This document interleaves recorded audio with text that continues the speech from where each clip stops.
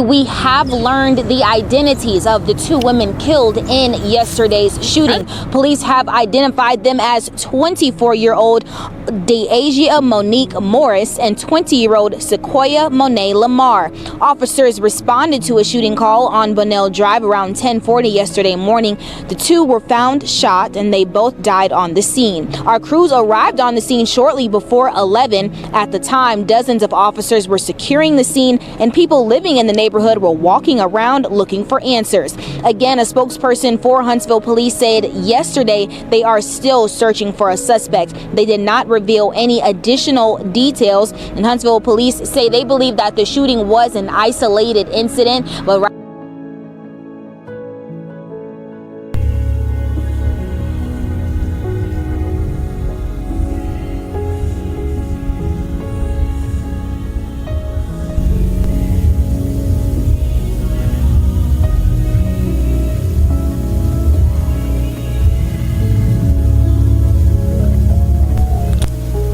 Good afternoon, everybody. My name is Destiny, and most people know me by Baby D. I'm the B to the MOB.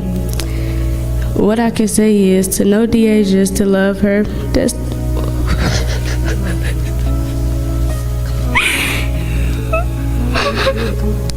Now back to that breaking news on that double murder arrest. Let's go live now to Way 31's Maddie McCaffrey, who's outside the Huntsville Police Department with more details. Maddie. Yes, Dan Marie, the search has ended for the suspected killer police say shot and killed two women last week in North Huntsville. Sequoia Lamar and Deasia Morris tragically were shot and killed on Bunnell Drive just last Tuesday. Now, I was with Deasia Morris's family as they got news of Ty Deshaun Stevens' arrest. Word of his arrest comes at an especially difficult time for the families of these two victims.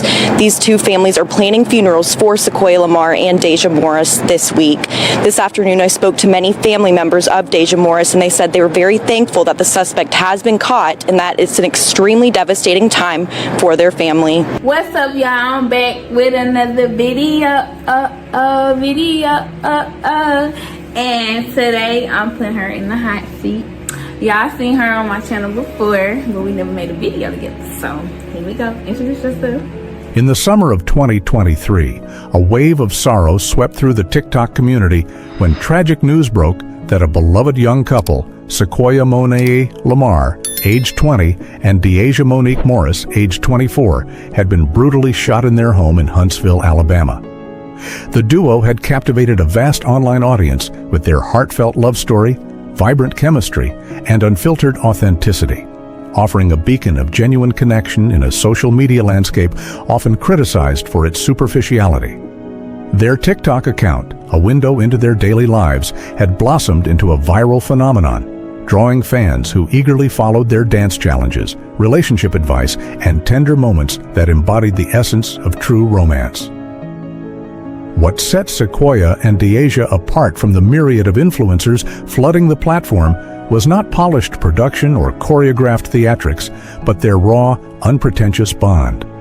Their joy in each other's presence was palpable, resonating with viewers who craved authenticity. A dedicated follower, commenting on their final video, captured the sentiment shared by many. Their connection was unmistakably real, the kind of love that felt both aspirational and attainable. This authenticity fueled their popularity as their content spanned playful pranks, heartfelt discussions on trust and communication, and everyday moments that, through their lens, felt extraordinary. Whether they were cooking a simple meal together, singing along to music during a car ride, or lounging in their cozy home, their affection transformed mundane activities into moments of magic, often garnering millions of views.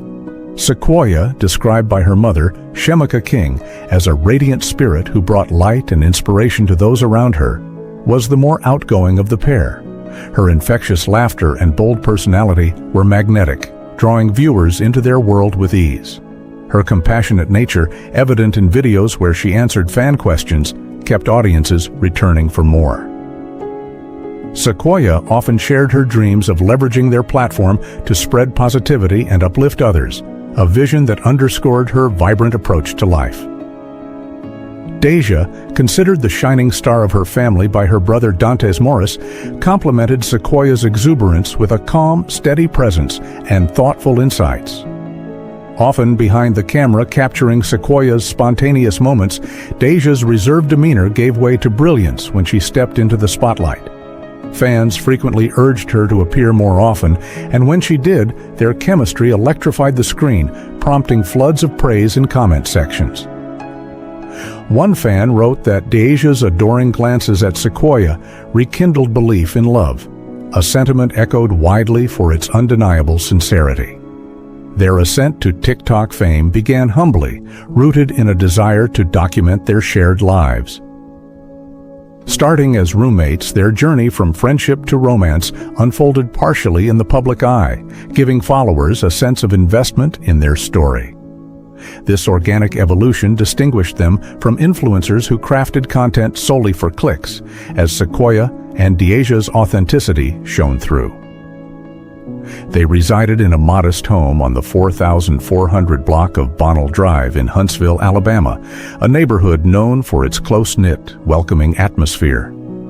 Their apartment became a familiar backdrop for fans, featuring a cozy living room with a distinctive blue couch where they filmed Q&A sessions, a small kitchen where they whipped up meals for their cooking videos, and a backyard where they hosted gatherings with friends, some of which made it onto their feed.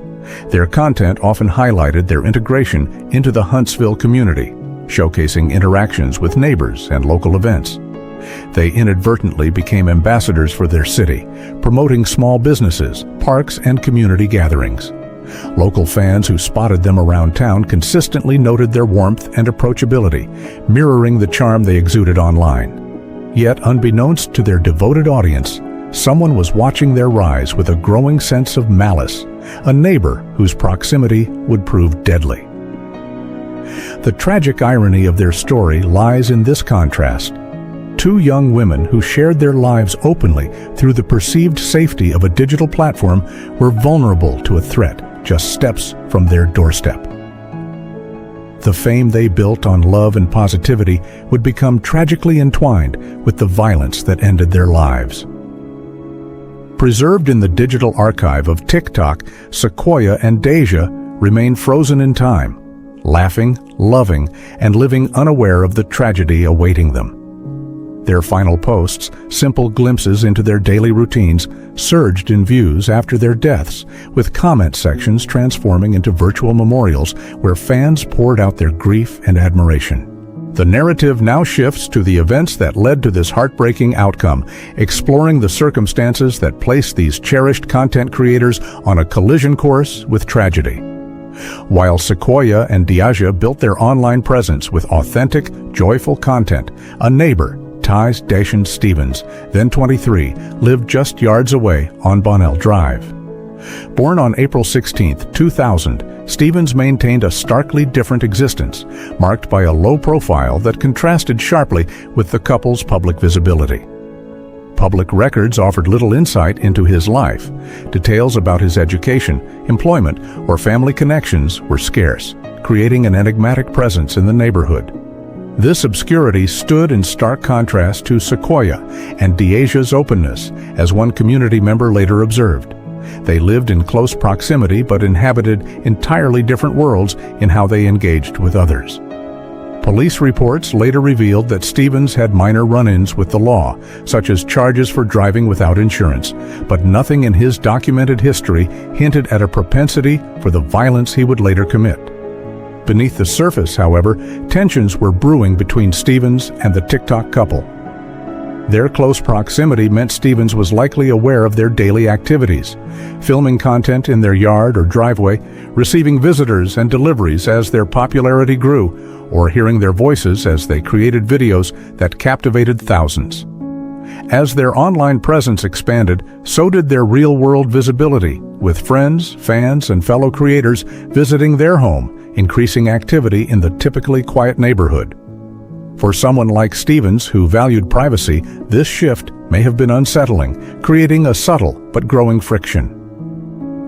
Investigations following the tragedy uncovered a seemingly trivial dispute that became the catalyst for the fatal confrontation, an argument over tires.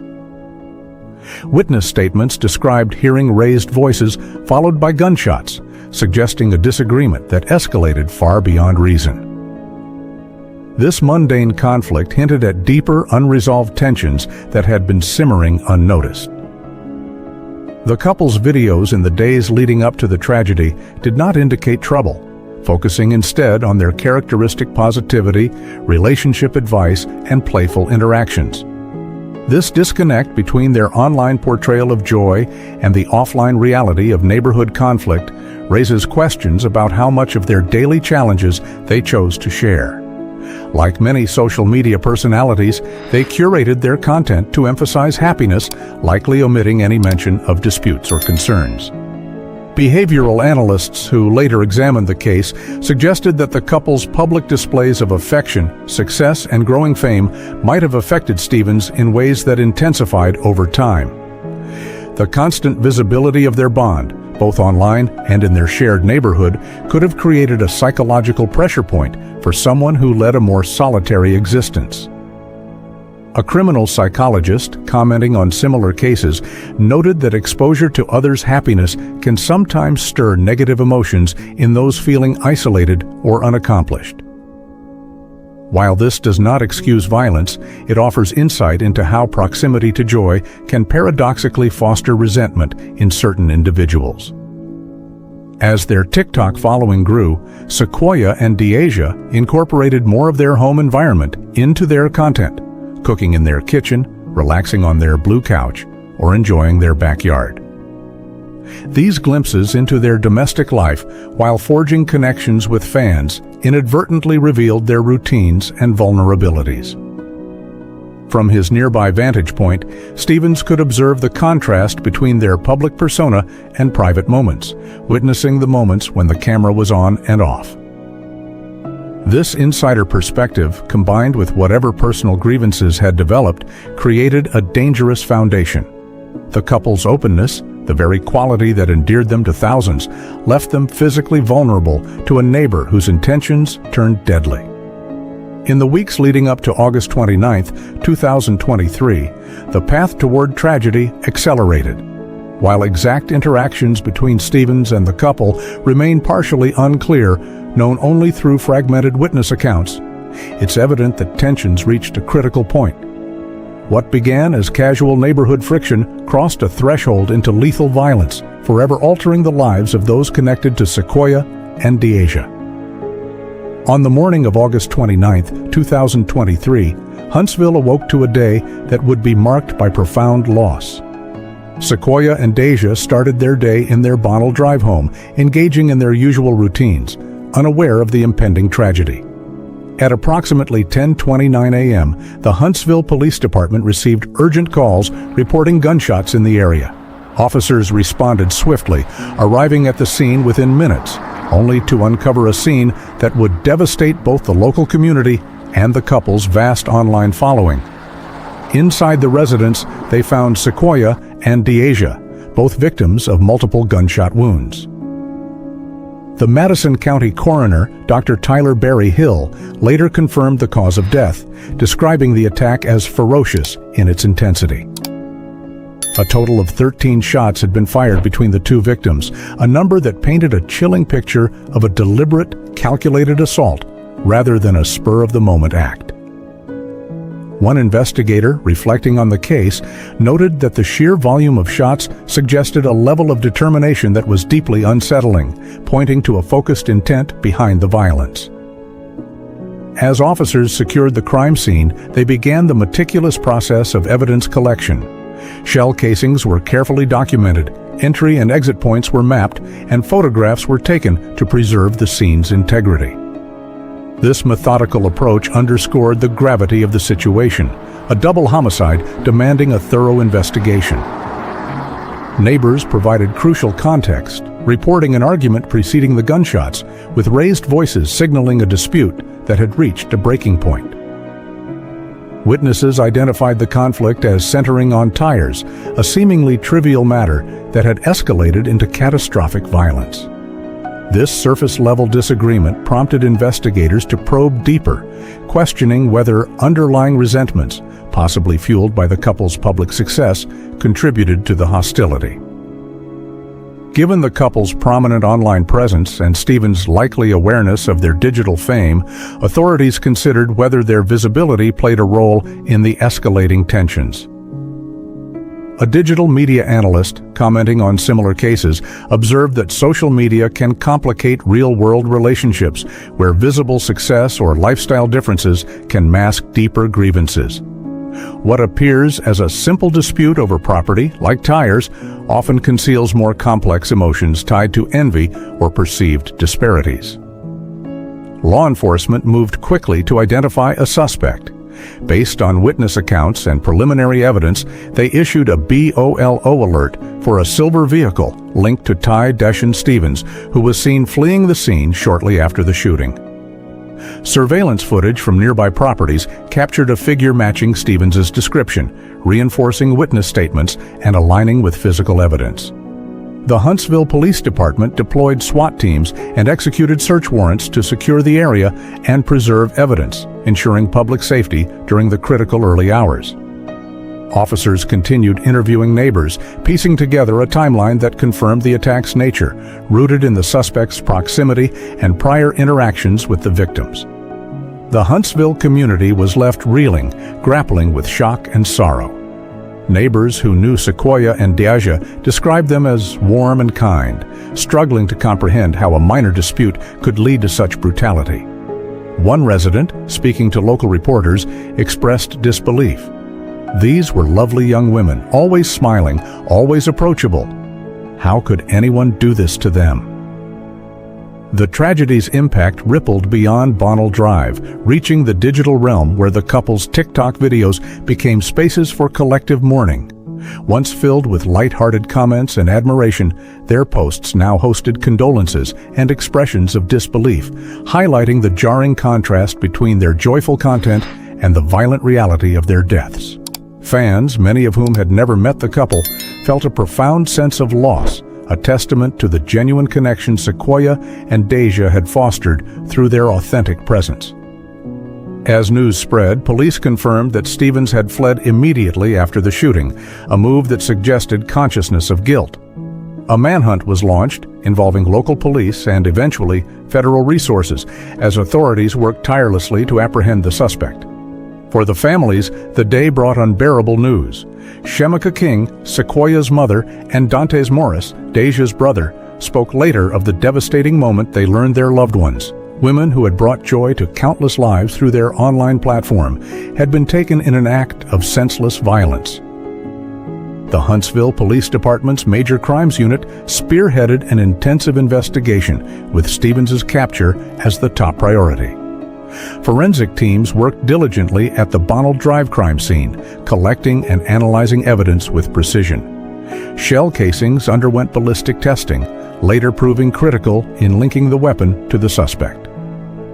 Bullet trajectories and blood patterns provided a grim reconstruction of the attack's progression, offering investigators a clear narrative of the violence. DNA and fingerprint analysis, conducted with strict adherence to chain of custody protocols, added further weight to the case, ensuring evidence would withstand legal scrutiny. Witness statements were pivotal, with neighbors who heard the argument and gunshots helping to establish a timeline. Some had seen Stevens near the scene before and after the incident, while others recalled prior interactions that hinted at a deteriorating relationship with the couple. Digital evidence, including surveillance footage showing a figure matching Stevens' description fleeing in a silver vehicle, corroborated these accounts and aligned with physical findings. The Huntsville Police Department issued a regional BOLO for Stevens' vehicle, alerting law enforcement across the area to remain vigilant. This swift response underscored their commitment to public safety and preventing further violence. As Stevens remained at large, the search expanded beyond Huntsville, involving state agencies and the U.S. Marshals Service Gulf Coast Regional Fugitive Task Force, a specialized unit adept at tracking fugitives across jurisdictions. Search warrants on Stevens' property and potential hideouts provided insights into his background and possible locations, with each site meticulously processed for evidence. On September 6, 2023, 8 days after the murders, authorities located Stevens in Anniston, Alabama, roughly 100 miles from Huntsville. The collaborative efforts of local police and the U.S. Marshals Service led to his arrest without incident, marking the end of the manhunt phase. Stevens was transported to Madison County Jail, where prosecutors promptly filed 2 counts of capital murder for the deaths of Sequoia Lamar and Deasia Morris. The charges reflected the premeditated nature of the crime and the involvement of multiple victims. Given the severity of capital murder under Alabama law, Stevens was denied bail during initial court appearances, ensuring he remained in custody. Prosecutors built a robust case, drawing on forensic evidence, witness testimonies, digital records, and circumstantial factors to create a comprehensive picture of Stevens' actions before, during, and after the shootings. Defense attorneys filed motions challenging evidence admissibility and requested a change of venue due to extensive media coverage, but the compelling evidence against Stevens held firm. A Madison County grand jury indicted him on the capital murder charges, advancing the case toward a high-profile trial. For the families, Stevens' arrest was a critical step toward justice, though it could not erase their loss. Shemika King described Sequoia as a vibrant soul whose presence uplifted those around her, while Dante Morris spoke of Deasia as the family's star. Their grief, compounded by the crime's senselessness, underscored their desire for the women to be remembered for their lives, not just their tragic end. A family spokesperson emphasized the importance of celebrating their vibrant personalities rather than reducing them to victims in a headline. The Huntsville community responded with collective mourning, organizing vigils that brought together neighbors, friends, and online followers who knew the couple through their videos. These gatherings honored Sequoia and Deasia's memory while fostering communal healing. A GoFundMe campaign, launched by Sequoia's family, supported funeral expenses and served as a digital tribute, with supporters sharing memories and condolences that extended beyond physical memorials. Local leaders and activists seized the moment to advocate for enhanced community safety and conflict resolution strategies, aiming to prevent similar tragedies through education and awareness, even without broad legal reforms. Online, Sequoia and Deasia's legacy endures in profound ways. Their TikTok accounts, once platforms for joy and connection, have become digital memorials where fans continue to leave messages months after their deaths. Videos once filled with comments about relationship goals now carry reflections on life's fragility, highlighting the enduring impact of their work. This digital afterlife underscores a modern reality for content creators. Their content often outlives them, creating a complex legacy that continues to resonate. The tragedy has sparked broader discussions about the vulnerabilities faced by social media personalities. The visibility that fueled Sequoia and Deasia's success also exposed their routines and locations, a risk highlighted by safety organizations advocating for stronger privacy boundaries.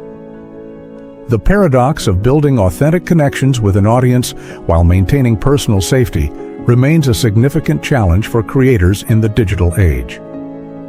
As the legal process continues in the pre-trial phase, prosecutors are focused on proving Stevens' intent and premeditation, supported by the severity of the attack and his flight from the scene. Under Alabama law, the capital murder charges could lead to a life sentence or, in certain cases, the death penalty. While no verdict has been reached, the comprehensive evidence forms a strong foundation for the prosecution.